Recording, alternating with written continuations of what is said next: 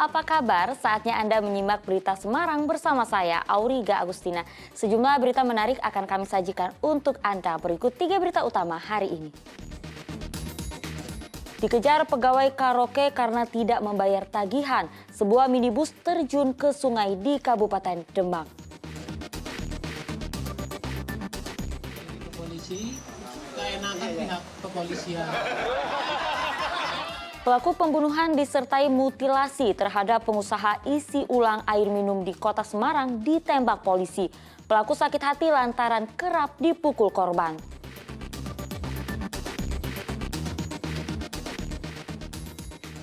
Diduga karena stres, seorang ibu di Kabupaten Rembang tega membunuh bayinya yang baru berusia 3 minggu.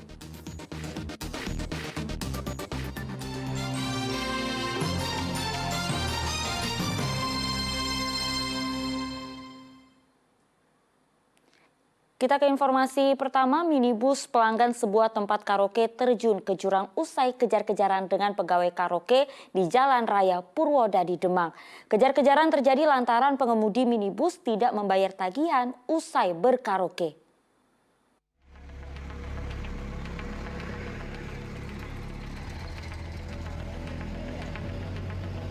Minibus tanpa plat tercebur ke sungai usai kejar-kejaran dengan pengendara motor di Jalan Raya Purwodadi di Kecamatan Gubuk, Kabupaten Demak, Rabu sore.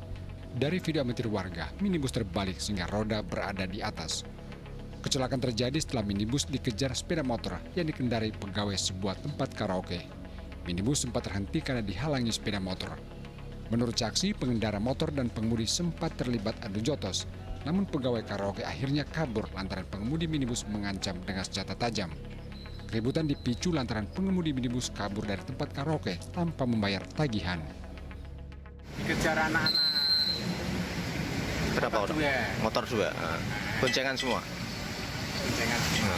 Ya, kalau saya gedor-gedor, di dalam mobil itu diem terus.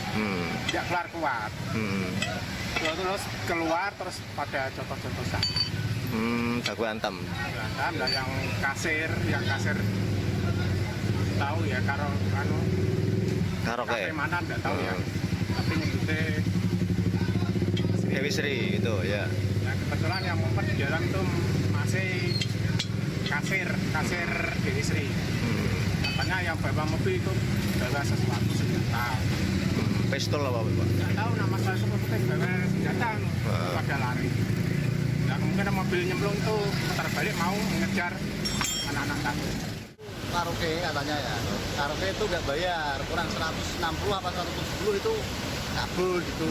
Nah, terus dikejar sama pegawai karaoke sama penyanyinya. Terus terbalik lagi, nabrak ini pondasi pintu, terus digeblok. Polisi dari Polsek Kebon Agung meminta keterangan dari pengemudi dan penumpang minibus lantaran minibus tidak menggunakan plat. Mereka hanya menderita luka ringan sementara minibus mengalami kerusakan cukup parah. Ali Mustafir melaporkan dari Kabupaten Demak.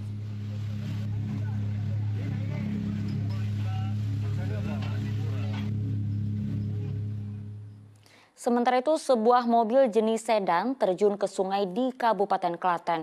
Kecelakaan terjadi karena pengemudi masih belajar menyetir.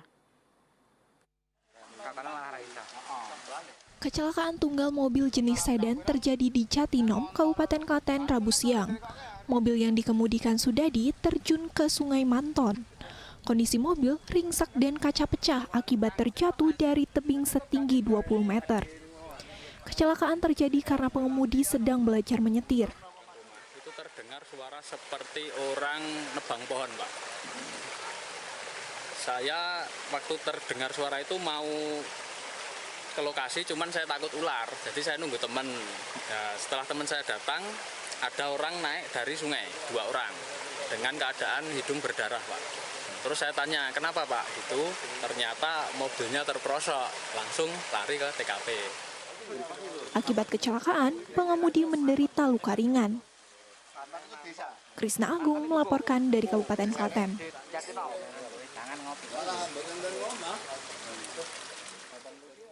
Pelaku pembunuhan disertai mutilasi terhadap pengusaha isi ulang air minum dan gas di kawasan Tembalang, Kota Semarang akhirnya dibekuk polisi. Pelaku mengaku sakit hati lantaran kerap mendapat kekerasan fisik selama bekerja bersama korban sehingga tidak menyesal telah menghabisi korban. Pelaku enggan menyerahkan diri kepada polisi agar polisi bekerja keras mengejarnya.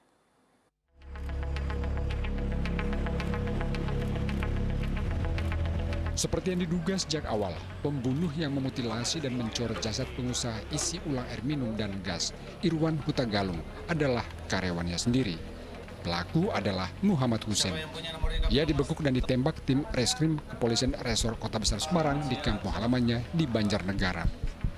Selama keterangan pers pada Rabu sore, nyaris tidak ada rasa penyesalan dari pelaku. Ia bahkan mengaku puas telah menghabisi dan memutilasi tubuh majikannya.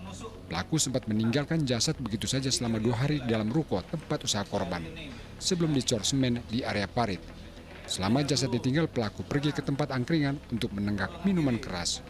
Pelaku mengaku dendamnya tuntas lantaran selama bekerja bersama korban, ia kerap mendapat kekerasan fisik. Kapan? Hari Sabtunya. Hari Sabtu? Sore. Hari Sabtu sore dicor? Iya. Oke, semennya dari mana? Ambil di rumah. Rumah mana? Rumah korban. Oke. Yang di perumahan Sumur Boto. Oh, di Sumur Boto. Iya. Kamu ke sana ngambil, tahu kalau di sana ada semen? Ada, iya tahu. Kemudian ada pasir dari Iya, mana? dari sana juga. Dari sana juga. Ngambilnya kapan? Hari pengecoran juga. Hari Sabtu? Iya. Oke. Nah, selanjutnya. Itu kan tidak rata ya, tidak Iya. full. Kalau bagian kepala dan lengan kenapa tidak ikut ditanam? Ya karena udah di karung, jadi cuman dilumurin. Lumurin apa? Lumurin semen sama pasirnya. Oke. Soalnya nggak cukup. Oh, enggak muat itu lubangnya. Iya. Oke. Kemudian setelah itu apa yang kamu lakukan? Setelah dicor, saya keluar, buang karpet, tas, sama barang bukti yang lain. Saya merasa sakit hati. Saya sering dipukuli. Sakit hati? Iya, Kamu sakit hati kepada korban? iya, Karena sering dipukuli? iya. Kenapa dipukuli? Ya karena setiap ada kesalahan kecil, pasti dia main tangan. Tangannya yang dipotong kenapa, Pak? Ya karena tangannya dipakai buat mukul saya, jadi saya potong. Kalau kepalanya? Kalau kepalanya, karena dia sering ngomelin saya, jadi yang saya potong kepala bukan bibir. Kenapa nggak boleh? Kan susah. Puas. Nggak nyesel? Enggak.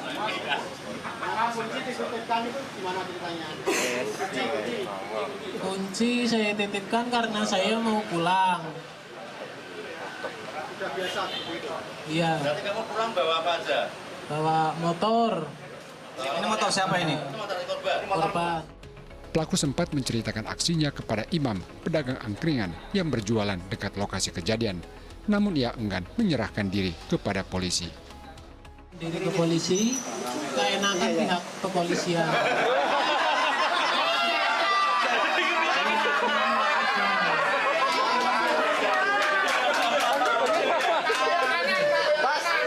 Korbannya sama Mas namanya, Mas? Irwan.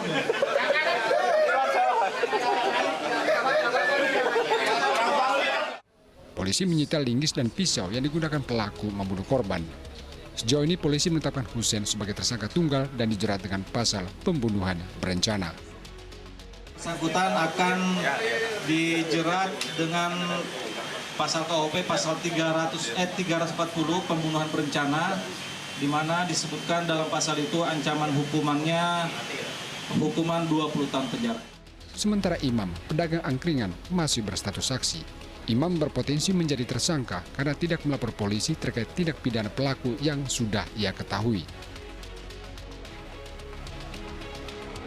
Agus Hermanto melaporkan dari Kota Semarang.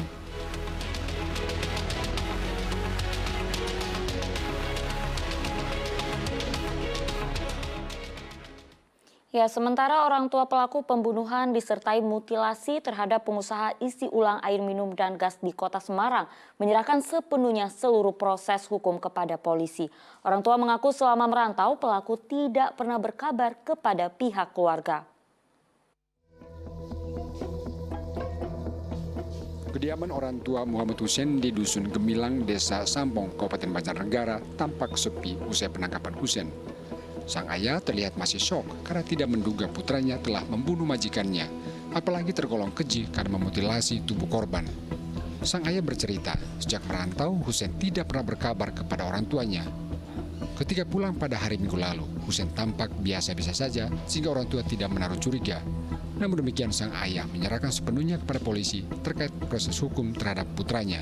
Sudah lama merantaunya Pak, Mas Hussein-nya? Sekitar 10 bulan. 10 bulan. Kalau Bapak tahu beliau Mas Hussein merantau kemana gitu? Sering berkabar? Enggak, selama 10 bulan saya tidak menerima kabar. Oh begitu. Dihubungi juga nggak bisa. Pak, terus? Aksi keji Hussein tidak hanya menghentak orang tua, tapi juga tetangga sekitar. Selama ini Hussein dikenal sebagai sosok yang baik namun pendiam. Rumahnya biasa saja ya, nggak aneh-aneh gitu ya. Terus mbaknya kaget nggak Mbak dengar misalnya Mas Hussein ditangkap gitu? Iya ya kaget banget, kan nggak nyangka maksudnya kan dari fisik kayak gitu, masa iya nyangka nyampe segitunya, kan nggak mungkin ya. Hussein ditangkap polisi di rumah orang tuanya pada Selasa lalu. Ia buron setelah membunuh dan memutilasi majikannya di kawasan Tembalang, Kota Semarang pada hari Kamis pekan lalu. Mardianto melaporkan dari Kabupaten Banjarnegara. 2 penebang kayu tewas terseret arus sungai di Kabupaten Banyumas. Keduanya tergelincir lalu hanyut terbawa arus saat menyeberang kayu di sungai. 2 penebang kayu bernama Ali dan Sahat ditemukan dalam kondisi tidak bernyawa di dasar sungai Tenggulun, Desa Kasegeran, Kabupaten Banyumas. Jenazah ditemukan tim SAR dan warga di dasar sungai setelah dicari selama 1 jam. Kedua korban tewas saat membawa kayu dari hutan dengan cara dihanyutkan melintasi sungai. Bersama 2 pekerja lainnya, 2 korban ikut menyeberangi sungai Tenggulun. Namun, saat melintasi cekungan di aliran sungai, 2 korban terperosok ke dalam aliran air dan hanyut terbawa arus air sungai. Diduga ya karena itu kedung, karena agak dalam sehingga kurang pintar mungkin untuk berenang. Karena yang 2 ini bisa selamat, yang 2 tidak bisa. Setelah dievakuasi, kedua korban dibawa ke Puskesmas Cilongok, Banyumas untuk divisum. Dari hasil pemeriksaan tim medis, kedua korban tewas akibat tenggelam di sungai sehingga kemudian jasad diserahkan kepada pihak keluarga. Mardianto melaporkan dari Kabupaten Banyumas. Ya, untuk mencegah peredaran narkoba dan pungutan liar di dalam rutan Rumah Tahanan Negara Kelas 2B Kota Salatiga mendeklarasikan Zero Halinar atau tak ada handphone, pungutan liar dan narkoba. Rumah Tahanan Negara Kelas 2B Kota Salatiga mengadakan kegiatan deklarasi Zero Halinar yang diikuti seluruh pegawai rutan pada Rabu kemarin. Kegiatan ini untuk mewujudkan komitmen petugas dalam menjaga rutan agar tidak ada peredaran handphone, pungutan liar, dan narkoba. Jika ditemukan adanya pelanggaran, akan diberikan sanksi yang tegas sesuai dengan aturan yang berlaku.